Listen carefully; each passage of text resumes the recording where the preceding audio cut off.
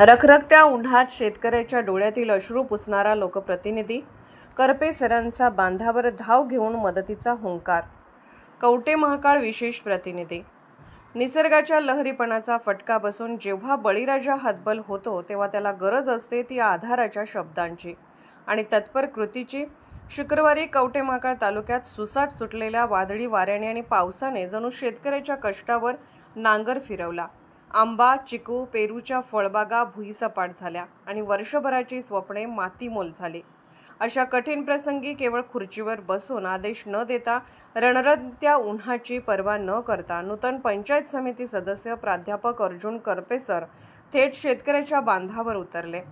शनिवारची ती दुपार. सूर्य आग ओकत होता, जमिनीची वाफ होत होती, पण नुकसानीने होरपळलेल्या शेतकऱ्याच्या मनातील आगीपुढे करपे सरांना त्या उन्हाची तमा नव्हती.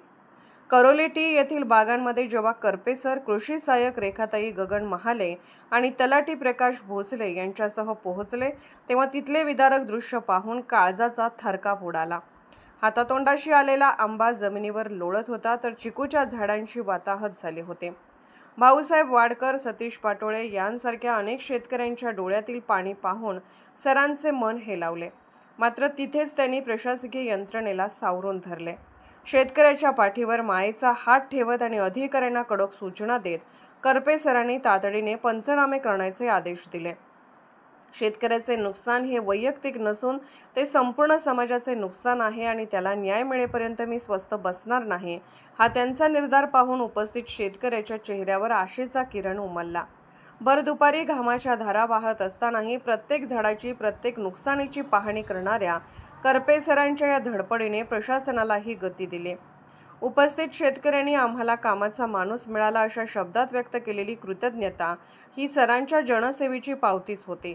विशाल गिड्डे, अमित शिंत्रे आणि इतर सहकाऱ्यांच्या सोबतीने झालेला हा पाहणी दौरा केवळ शासकीय सोपस्कार नव्हता, तर ते एका लोकप्रतिनिधीने आपल्या अन्नदात्याप्रती जपलेले इमान होते.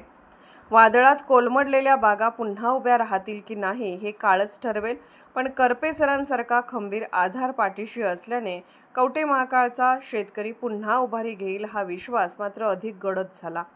लेखन उपसंपादक नितीन कांबळे.